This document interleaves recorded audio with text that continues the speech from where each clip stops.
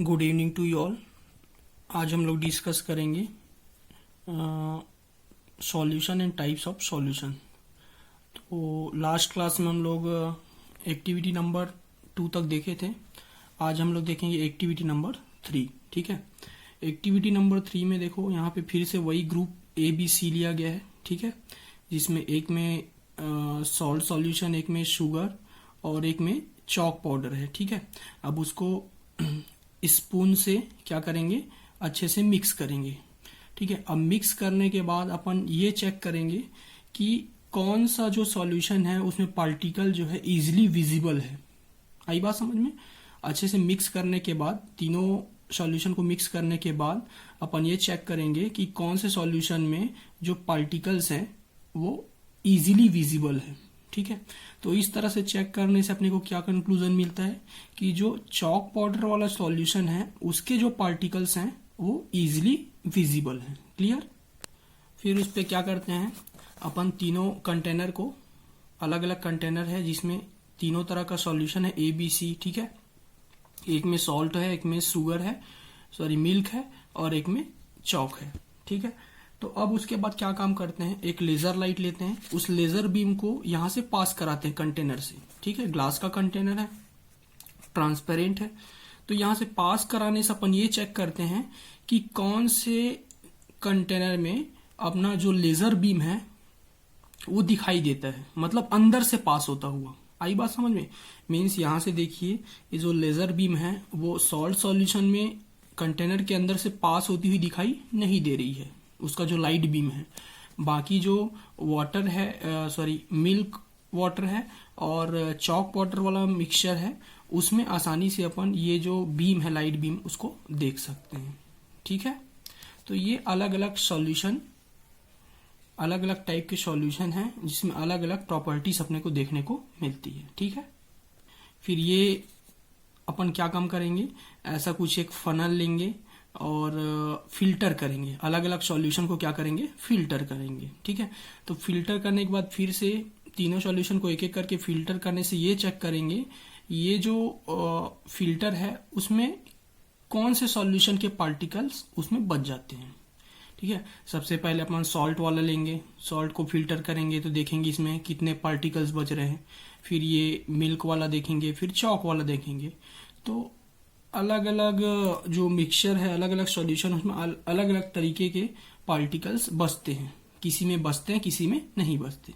तो वो जो जिसमें पार्टिकल्स आसानी से इसमें दिखेंगे, जो फिल्टर है उसमें, तो उस फिल्टर में जो पार्टिकल्स हैं अगर बच जाएंगे तो ये मान के चलेंगे कि उसका जो साइज है वो थोड़ा सा बड़ा है। ठीक है, जिस सॉल्यूशन में पार्टिकल्स नहीं बचेंगे या फिर थोड़े बहुत बचेंगे, इसका मतलब मान के चलेंगे उसके पार्टिकल्स छोटे छोटे। ठीक है, चलिए अब आज के टॉपिक पे आते हैं, what is solution.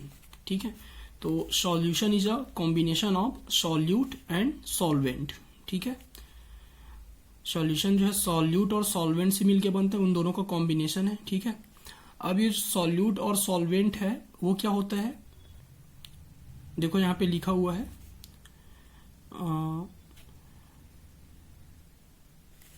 the constituent of solution whose quantity is more than any of the other constituents and which dissolves other components is called solvent। है ना, मतलब जो अपने में किसी और कंपोनेंट को डिसॉल्व कर लेता है और साथ ही साथ जिसका क्वांटिटी ज्यादा होता है, अदर जो कंस्टिट्यूएंट है उसकी क्वांटिटी से ज्यादा होता है।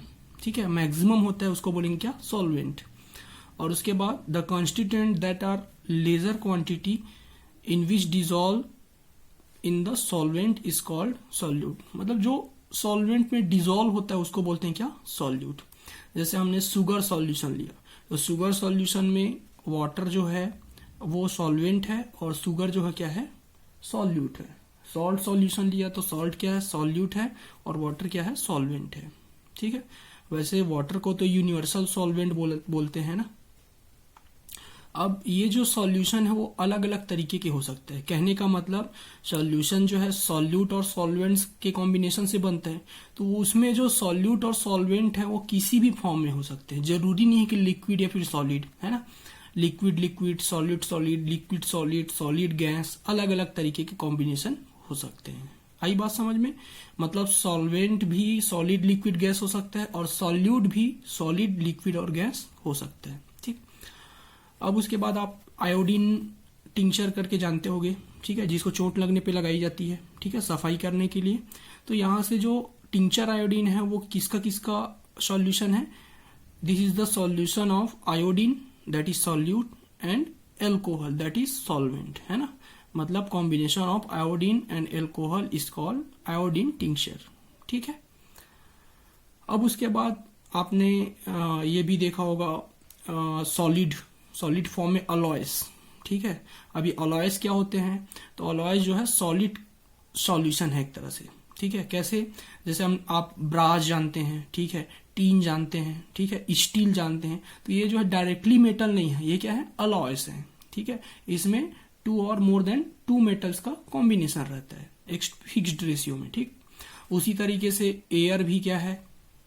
एक तरह का सॉल्यूशन है गैसेस का। उसमें अलग अलग तरह के गैसेस प्रेजेंट रहते हैं। आपको पता होगा कि जो अपना एटमॉस्फेयर है उसमें नाइट्रोजन भी है, ऑक्सीजन भी है, कार्बन डाइऑक्साइड भी है, सल्फर डाइऑक्साइड भी है और डिफरेंट तरीके के गैसेस भी हैं, ठीक है।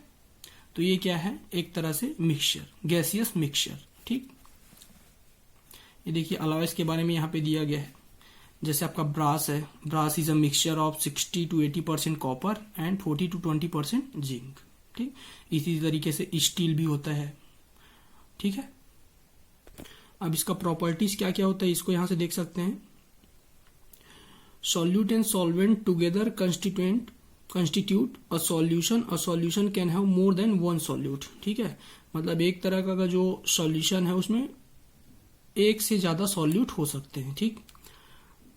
The constituents of solution are uniformly distributed at the level of atoms and molecule that its particle are very small, ठीक है। मतलब ये बोल सकते हैं कि लिमिट तक उसमें जो सॉल्यूट है वो कंबाइन हो सकता है, ठीक है, डिसॉल्व हो सकता है। जैसे अपन बात करते हैं शुगर सॉल्यूशन की, तो एक सर्टेन लिमिट से ज्यादा शुगर डाल दिया जाए तो वो फिर डिसॉल्व नहीं होगा क्योंकि उसके नंबर ऑफ एटम्स और मॉलिक्यूल्स इंक्रीज हो जाते हैं, ठीक है। फिर because of very small particle size the particles of solution can not be separated by filtration, ठीक है। सॉल्यूशन जो होता है उसके पार्टिकल्स बहुत ही छोटे होते हैं ना, जिसको अपन नेक्ड आई से देख नहीं सकते, ठीक है। जैसे आपको पता होगा सॉल्ट सॉल्यूशन है, शुगर सॉल्यूशन, उसमें शुगर के पार्टिकल्स या फिर सॉल्ट के जो पार्टिकल्स वो दिखाई नहीं देते, तो उसको अपन सिंपली फिल्टर से सेपरेट नहीं कर सकते, उसको टेक्निकली किसी मेथड से अपने को सेपरेट करना पड़ेगा, ठीक है। जैसे घर में जब चाय बनती है तो वो जो चाय पत्ती है उसको अपन आसानी से फिल्टर कर सकते हैं, ठीक है, क्योंकि उसके पार्टिकल्स बहुत ज्यादा साइज के होते हैं ना, तो उसको फिल्टर करना आसान है। लेकिन ये जो सॉल्यूशन है उसके पार्टिकल्स उसको सिंपल मेथड से फिल्टर करना पॉसिबल नहीं है, ठीक है। अब देखिए टाइप्स ऑफ सॉल्यूशन। तो टाइप्स ऑफ सॉल्यूशन में अलग अलग तरीके का सॉल्यूशन है ना, मीन्स सॉल्यूशन को भी अपन कैटेगराइज करते हैं, सैचुरेटेड सॉल्यूशन, अनसैचुरेटेड सॉल्यूशन। तो अब ये सॉल्यूशन का सैचुरेशन और अनसैचुरेशन क्या होता है इसको देखते हैं। जैसे यहाँ पे बताया गया है, ये जो एक्टिविटी नंबर 4 है, इसमें मतलब 100 ml वाटर लेंगे, उसके बाद उसको शुगर लेंगे, ठीक है। तो शुगर को ऐड करने के बाद फिर उसके बाद सॉल्ट एक दूसरा लेंगे, उसमें सॉल्ट एक दूसरा कंटेनर लेंगे 100 ml वाटर वाला, उसमें सॉल्ट को ऐड करेंगे, फिर मिक्स कर देंगे, ठीक है। अब मिक्स करने के बाद क्या करेंगे, फिर से शुगर ऐड करेंगे, एक में फर्स्ट वाले में, सेकंड वाले में सॉल्ट। तो अपन देखेंगे ऐसा कंटिन्यू करेंगे, ठीक है, और फिर से उसको मिक्स करेंगे। अब देखते हैं किस में ज्यादा डिसॉल्व होता है, शुगर ज्यादा डिसॉल्व होता है कि सॉल्ट ज्यादा डिसॉल्व होता है। आई बात समझ में? मतलब 100 ml वाटर में शुगर ज्यादा लगता है, ज्यादा डिसॉल्व होता है कि सॉल्ट, ठीक। अब उसके बाद ये सब मेजर करने के बाद अपन क्या काम करेंगे, एक सर्टेन लिमिट होता है, उस लिमिट तक देखेंगे कि जब डिसॉल्व होना स्टॉप हो जाएगा शुगर और सॉल्ट, ठीक है, तो उस क्वांटिटी को अपन क्या करेंगे, नोट करेंगे, है ना, शुगर का भी और सॉल्ट का भी। उसके बाद अपन क्या काम करेंगे, शुगर सॉल्यूशन और सॉल्ट सॉल्यूशन को गर्म करेंगे। शुगर सॉल्यूशन और सॉल्ट सॉल्यूशन को गर्म करेंगे और फिर से उसमें अपन मिक्स करते जाएंगे और देखेंगे कि अब उसमें डिजोल्व होता है कि नहीं। तो अपने को क्या देखने को मिलेगा, पहले जब नॉर्मल टेम्परेचर था तो डिजोल्व नहीं हो रहा था, ठीक है, जितना उसका डिजोल्व होना था हो गया, उसके बाद नहीं हो पा रहा था। लेकिन जब हमने उसको हीट किया तो हीट करने के बाद जितना क्वांटिटी पहले डिजोल्व हुआ था उससे और ज्यादा क्वांटिटी उसमें डिजोल्व हो पा रहा था। आई बात समझ में। अब उसके बाद एक लिमिट तक जब वो डिजोल्व हो जाएगा, उसके बाद जो सॉल्यूट है उसमें डिजोल्व होना बंद हो जाएगा सॉल्वेंट में, तो उस सॉल्यूशन को अपन क्या बोलते हैं, सैचुरेटेड सॉल्यूशन। यहां पे लिखा देखो,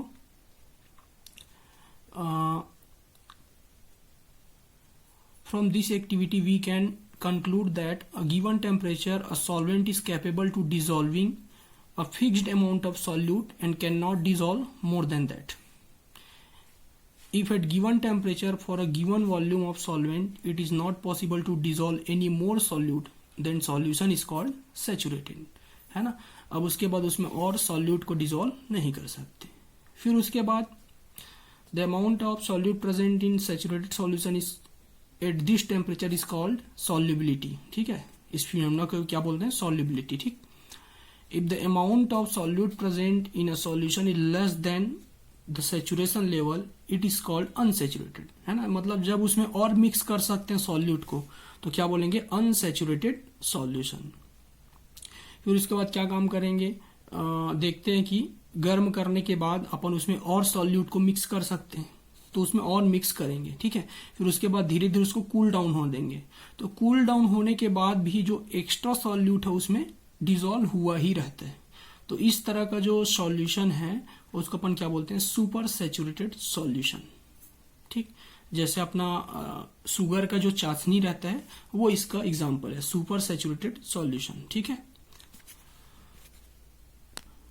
उसके बाद एक फॉर्मूला दिया गया है, मास परसेंटेज ऑफ सॉल्यूशन, तो इसको आप लोग याद रखिएगा, mass of solute upon mass of solution into 100, ठीक।